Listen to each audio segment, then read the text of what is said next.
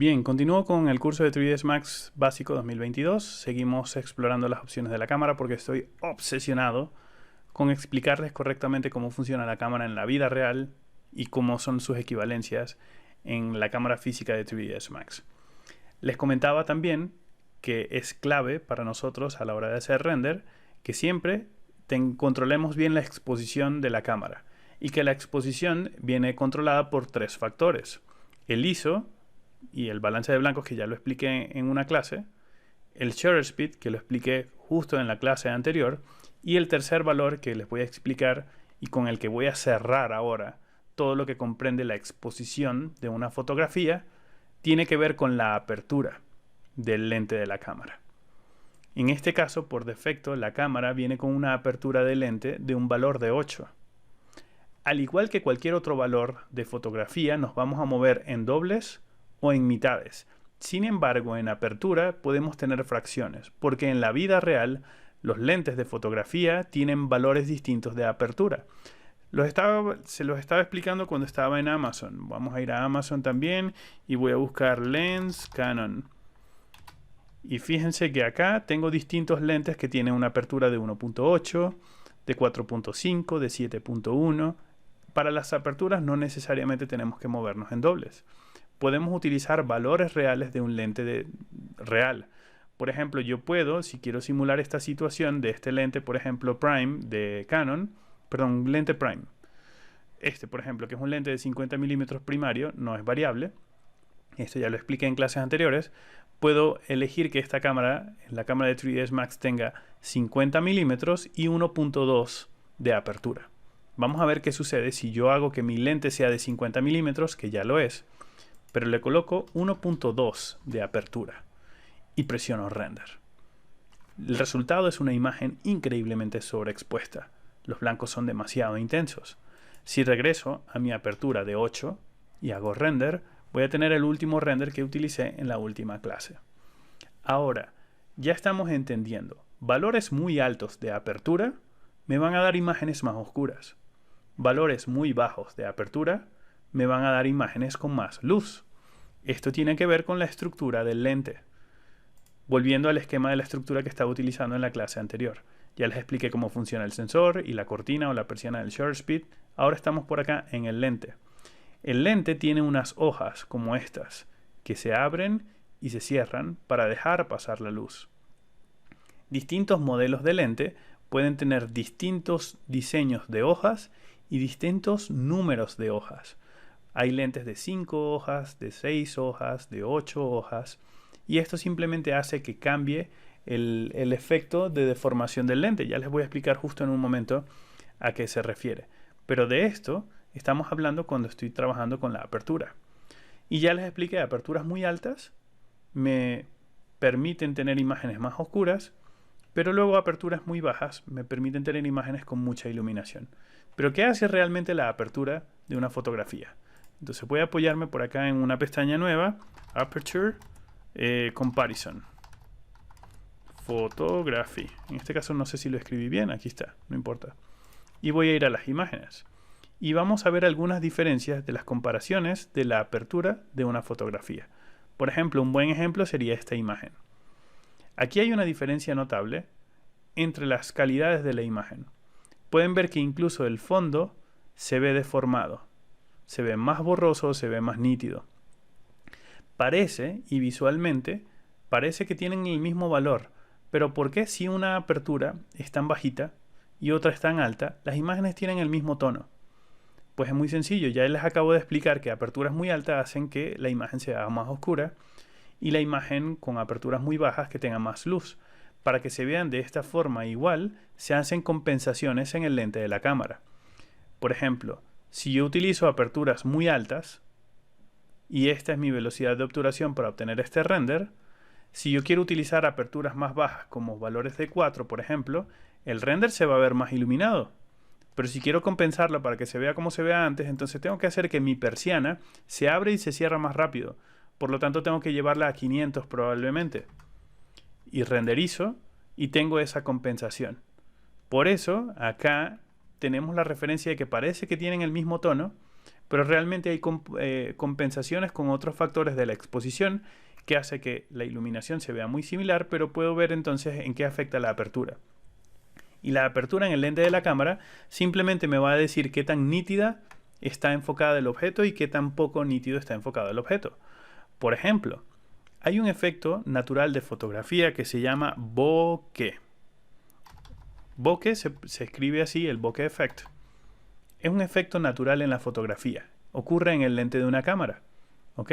Es este efecto en el que el fondo de una fotografía se deforma, se hace borroso, e incluso hay una deformación de los puntos brillantes de luz y se van a ver de otra forma.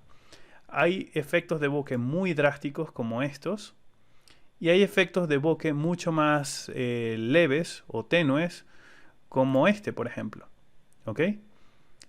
Mientras más alta sea la apertura, no solo más oscura se va a ver la imagen, sino que todo va a estar en perfecto autofoco. O sea, la diferencia entre el plano de fondo y el sujeto que yo estoy fotografiando va a ser casi imperceptible, mientras más alta sea esa apertura.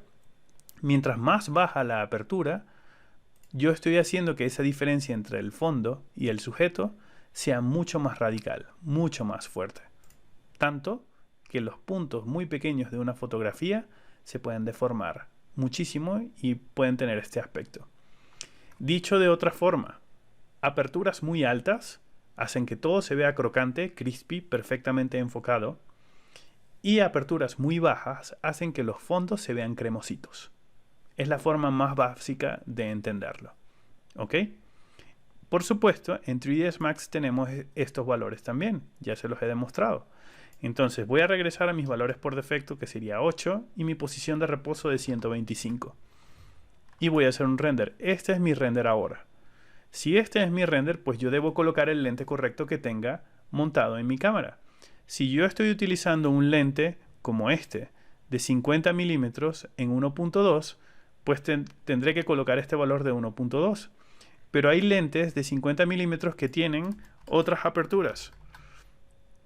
Por ejemplo, este tiene una apertura de 1.8, 1.8, 1.4. Pueden ver que incluso el precio se... Déjenme cambiar la dirección de envío y poner, imaginar, no sé, que tengo una imagen, una dirección ficticia en Estados Unidos. Esa es la dirección ficticia que yo utilizo para ver los precios reales. Entonces veo 50 milímetros, 1.8. Mientras más bajas sean las aperturas, los lentes se van haciendo más caros, porque utilizan cristales más avanzados. Fíjense, 50 milímetros a 1.2, $1.400 el lente.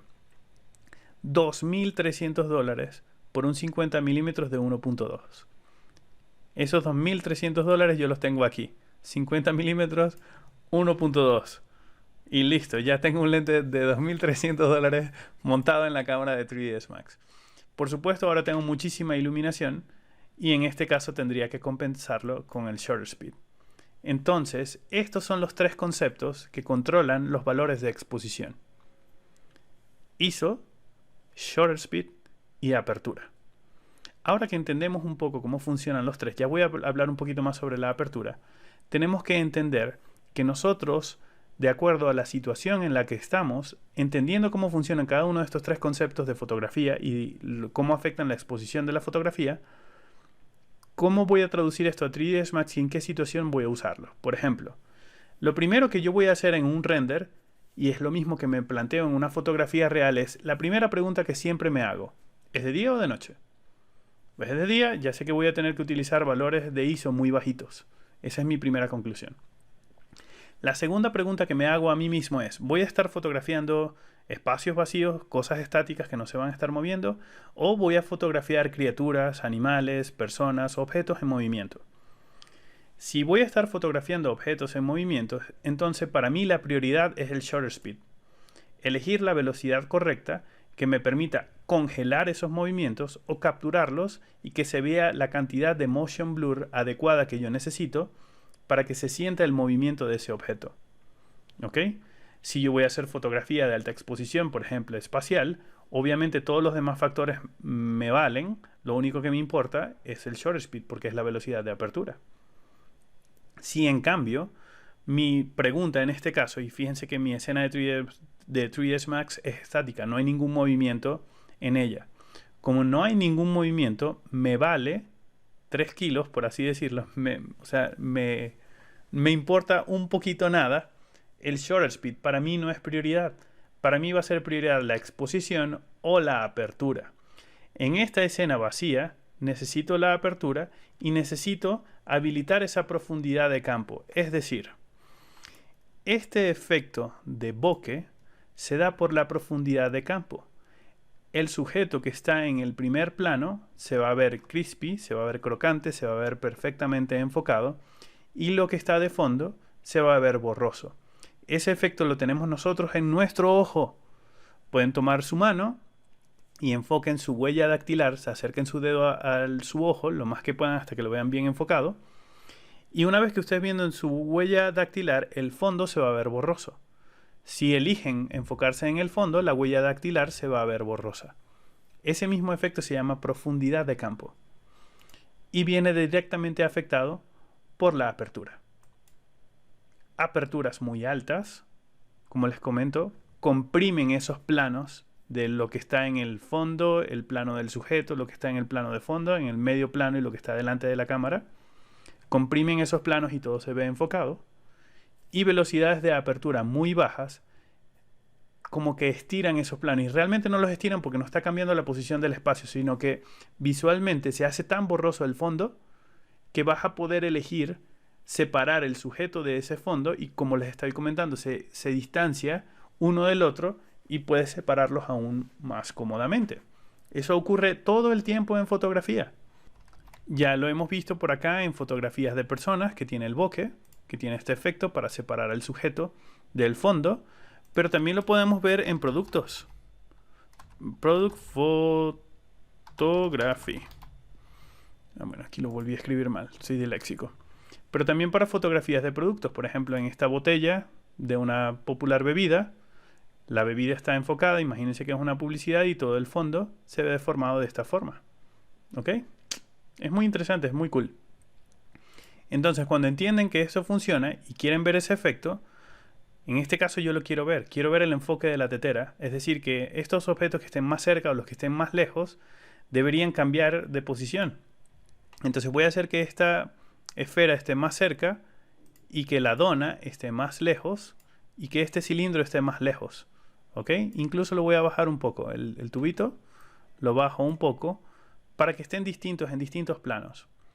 Voy a hacer un render de nuevo. Ay, perdón, minimizo, sorry, mala costumbre. Renderizo y a pesar de que tengo una apertura muy bajita, porque lo selecciono por aquí en la cámara y veo que la apertura es increíblemente baja, déjenme hacer esto más pequeño. Más pequeño todavía. Ahí está, como estaba antes. La apertura es muy baja, no veo el efecto. Esto es porque 3ds Max por defecto no habilita el Motion Blur. Es una opción que está acá, pero está apagada. Si la enciendo voy a poder ver el efecto. Renderizo y en este caso, solo para este caso, el motor render Scanline no detecta mucho esto. Es increíblemente básico. Así que solo para este caso voy a cambiar el motor de render. Pero al cambiarlo va a tener que cambiar la configuración de la cámara, la cantidad de luz. O sea, afecta un poco la escena, ¿ok? Pero solo para mostrarles que si me voy a Arnold, por ejemplo, y presiono render, vamos a ver qué es lo que voy a ver.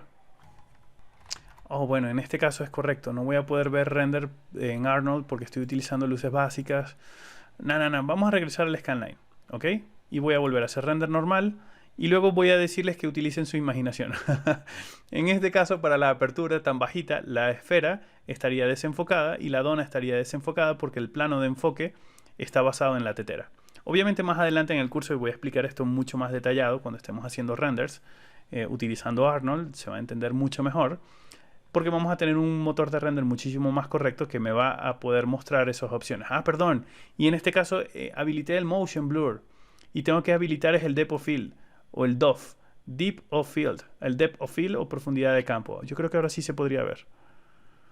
A ver, vamos a irnos al caramba. Punto 4 de apertura, a ver si se ve. No, es que realmente Scanline es muy torpe para eso. ¿Ok? Entonces, apertura, vamos a darle en 1.2, que sería ese lente que conseguimos en Amazon de $2.300. Hacemos render, tenemos esta cantidad de luz. Entonces, como los objetos son estáticos, ya no me interesa mucho el shutter speed. Puedo elegir velocidades un poco más correctas, como 1/500, y empiezo a lograr el render que estoy buscando. Aquí quiero irme un poco más, entonces voy a irme sobre 1000 y presiono render y ahí está. Esta sería la composición un poco más real. Es decir, a lo largo de estas clases aprendimos no solamente a crear la cámara, cómo funciona el sensor de la cámara y cómo funcionan las distancias focales dependiendo del tipo de lente que yo esté montando en esta cámara.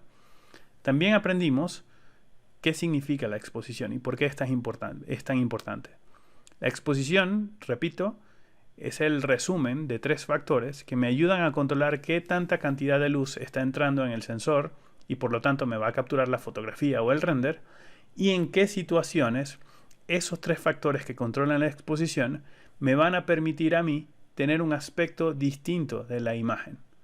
Es muy importante comprender esto para que, tengan el concepto real de cómo funciona. Ahora que hemos entendido estos principios, es muchísimo más fácil entender cómo funciona la cámara en 3ds Max y cómo funcionan las escenas. Por ejemplo, esta cámara, para esta toma, estos son los valores de exposición que funcionan. Pero si yo tomo la misma cámara y me acerco a otro espacio o me voy a una zona oscura, probablemente el render se vea muy oscuro y se los voy a probar. Voy a tomar esta misma cámara y con Shift lo voy a clonar para acá como copia. Voy a bajar un poco más esta cámara. Ya en la clase que viene les voy a dar unos tips de alineamiento de cámara para que sea mucho más cómodo, pero por ahora vamos a trabajar con lo que sabemos. Y presiono C para ir a la vista de la cámara. Y me desplazo un poquito. Estoy viendo la tetera por la parte de atrás. Si renderizo, pues la tetera debería verse un poco más oscura. No se ve tan oscura porque las luces tienen bastante intensidad, las que compensan por la parte de atrás. Así que voy a bajarlas a 10 y presiono render. Y ahora sí se ve un poco más oscura. Si en este caso yo quiero ver más de estas zonas, no voy a subir la intensidad de las luces, porque se supone que las luces ya están fijas así en la escena. Es decir, y les voy a pedir el mismo ejercicio. Si ustedes van a fotografiar un espacio en la vida real, salen a la calle y quieren fotografiar ese coche que van a vender, toman su cámara y ven que las luces, es que todo se ve muy oscuro. Simplemente voy a ir un momentico al sol, voy a ir a subir al espacio, voy a ir al sol y le voy a dar más intensidad. ¿Ustedes hacen eso? No. El sol está fijo, no se puede mover, no puedes cambiar eso. La luz de la iluminación de los bombillos del foco de tu casa, salvo que tengas un regulador de intensidad o que sean bombillos inteligentes, la luz es fija, no la vas a poder modificar. Entonces, ¿qué haces? En la naturaleza, esas luces son fijas, entonces tú adaptas al receptor de luz, que en este caso sería la cámara, para que detecte de una forma mejor la cantidad de luz que está en esa escena. Dicho de otra forma, si este render me parece muy oscuro, tengo que compensar un poco. Puedo reducir el shutter speed quizás a la mitad y presionar render para poder ver un poco mejor lo que está ocurriendo en la parte de atrás de ese objeto. Repito, por el amor a Cristo y lo más sagrado de los dioses nórdicos del 3D, no se tocan las luces. O sea, si tienes una diferencia en la apariencia de esta cámara a esta cámara, y ya una está perfectamente configurada y está leyendo el universo y las luces que has colocado en la escena correctamente, tú no modificas las luces para que se adapten a esta cámara. Modificas la cámara para que se adapte a estas luces. Esto que estoy diciendo es muy importante, incluso si en cursos muy antiguos que yo he dicho y les he explicado algo contrario a esto, ignoren todo lo que dije antes. Ahora sé mucho más de lo que sabía antes. ¿Ok? Ahora soy fotográficamente un poco más correcto. No se toca el universo. El universo, una vez que está perfectamente configurado y las luces funcionan correctamente y entendemos cómo funciona cada una de las luces, porque lo expliqué en clases anteriores, si tengo varias cámaras en la escena y cada una de las cámaras ve zonas distintas con más o menos luz, se compensa en la cámara, no en la luz. Si esto fuese un proyecto de arquitectura, por ejemplo, y renderizo el living room, la sala de un departamento, y hago render y se ve todo perfectamente iluminado, muy bien. Pero si tomo la misma cámara, la clono, y me la llevo a la despensa, y hago un render de la despensa de ese departamento donde va toda la comida, es un espacio más oscuro, o un baño, incluso un baño, puede ser bastante más oscuro. ¿Y qué hago? ¿Cambiar la intensidad del sol? ¿Cambia la intensidad de la lámpara del baño? No. Cambias el receptor de luz, que en este caso es la cámara, para que detecte mejor las condiciones que están ocurriendo en ese ambiente. Estos son fundamentos importantísimos de fotografía real traducidos a la fotografía del render o las propiedades de la cámara de 3ds Max. Con esto yo termino este factor clave de las cámaras. Ahora en la clase que viene vamos a ver como algunas propiedades extra de las cámaras que hacen que las cámaras virtuales sean muchísimo más cool que las cámaras que tienen, las cámaras físicas que yo tengo, por ejemplo, en mi mochila o que vas a tener tú también, porque esas cámaras tienen limitaciones, mientras que la cámara virtual no tiene limitaciones o tiene muchas menos limitaciones. Pero eso se los voy a explicar con más calma en la clase que viene. Me despido y nos vemos en la siguiente. Hasta luego.